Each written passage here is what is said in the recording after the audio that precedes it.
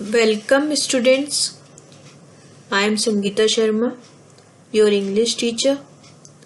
Today we will study English Literature Chapter 7 Poem I Wandered Lonely as a Cloud.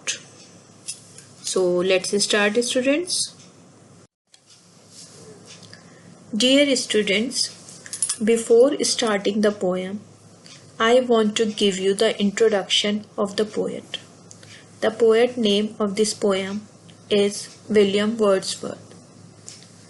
He was born in 1770 in Cockermouth in the Lake District, England. The majestic beauty of the district gave rise to his deep love of nature, which was reflected in his poetry. In 1843, he became England's poet laureate. Well-known poems by the poet include Tintern Abbey and The Solitary Reaper. So this is all about the introduction of the poet William Wordsworth. Now we will start our poem. Dear students, this poem is about the poet's experience when he wanders and comes upon a field of daffodils by a lake, which makes him very happy. The memory of the daffodils delights and comforts him when he is lonely or bored. Inspired by the lovely sight of the daffodils, Wordsworth composed this poem. So before starting the explanation, I want to read this poem for you so that you know the correct pronunciation of the words, and we will discuss the difficult word also in our poem. So I am starting reading. First stanza. I wandered lonely as a cloud that floats on high over vales and hills, when all at once I saw a crowd, a host of golden daffodils, beside the lake, beneath the trees, fluttering and dancing in the breeze. Fluttering means a light trembling motion,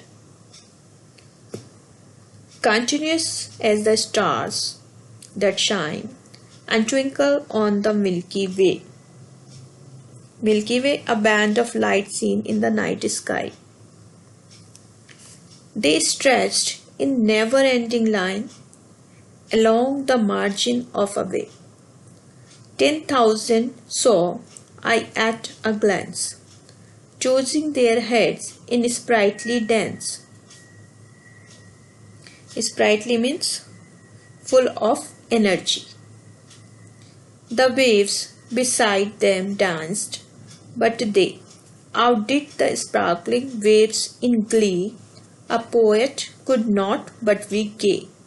In such a jocund company, I gazed and gazed, but little thought what wealth the show to me had brought. In this stanza, the difficult words are glee. Glee means great delight. Gay means cheerful. And jocund means happy. And the last stanza. For oft, when on my couch I lie, in vacant or in pensive mood, they flash upon that inward eye, which is the bliss of solitude, and then my heart with pleasure fills and dances with the daffodils. And the difficult words are in this stanza pensive. Pensive means thoughtful. And the next one is solitude. Solitude means the state of being alone. So all these difficult words you all have to write in your copy, and you have to write the poem as well also. Now I will start the explanation by line. Okay. So let's start. In the first stanza, the speaker says that he was wandering like a cloud floating above hills and valleys. When he came upon a field of daffodils beside a lake, the line of flowers were blooming in the shade of the trees and were dancing in the breeze. They were dancing, all the flowers were dancing with the breeze. So this is all about the first stanza. I can repeat for you.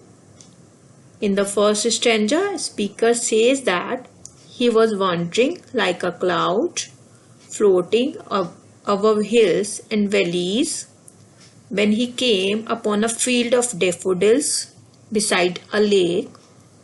The line of flowers were blooming in the shade of the trees and were dancing in the breeze. So this is our first stanza. Now stanza 2. The fluttering flowers stretched beside the water in a seemingly never-ending line. The speaker says they looked like the stars stretched out in the sky. In this stanza, poet is comparing the daffodils flowers to the stars. There seemed to be so many daffodils that the speaker says he saw 10,000 of them dancing energetically in the breeze. So this is all about second stanza. I am repeating this one more time for your better understanding. The fluttering flowers stretched beside the water in a seemingly never-ending line. The speaker says they looked like the stars stretched out in the sky. There seemed to be so many daffodils that the speaker says he saw 10,000 of them dancing energetically in the breeze. So this is our second stanza completed. Now stanza 3. The waves too seemed to dance as the breeze blew over the lake, but the daffodils outdid the waves in their delight. The speaker says that a poet cannot help feeling happy in such joyful company. He says that he stared and stared at the line of daffodils, but did not realize how precious that scene would be to him. I am repeating one more time. This is stanza. The waves too seemed to dance as the breeze blew over the lake, but the daffodils outdid the waves in their delight. The speaker says that a poet cannot help feeling happy in such joyful company. He says that he stared and stared at the line of daffodils, but did not realize how precious that scene would be to him. I hope you understand this. Now stanza 4. This is our last stanza also for this poem. For now, whenever he is bored or thoughtful, he recalls the daffodils. Here we are talking about the poet. Whenever he is lonely or whenever he is bored or thoughtful, he recalls the daffodils. The picture of the flowers flash upon his mind.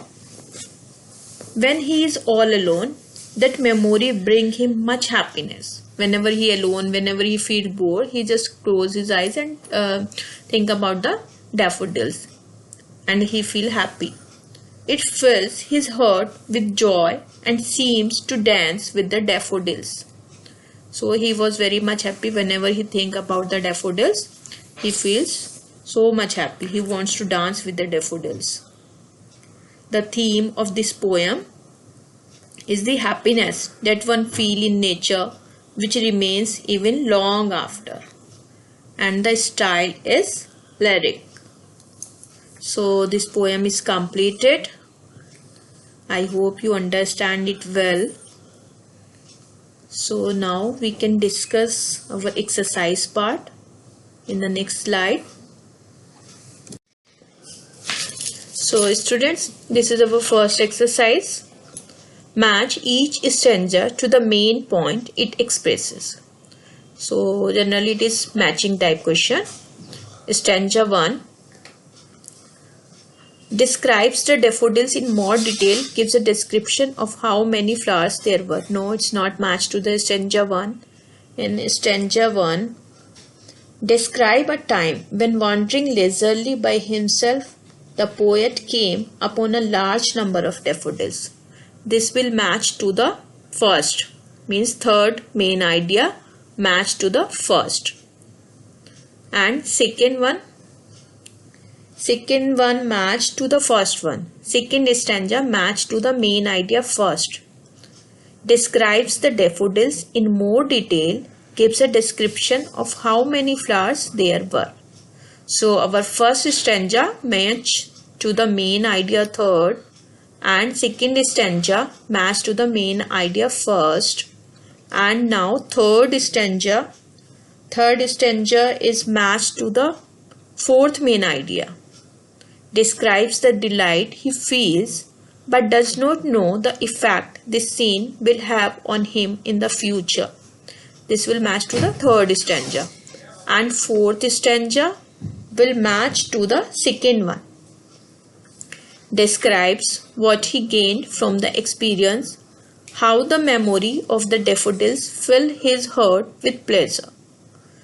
So now I am repeating one more time. First stanza will match to the third main idea. Second stanza will match to the first main idea. Now third stanza will match to the fourth main idea, and fourth stanza will match to the second main idea. So you all have to do this in your copy.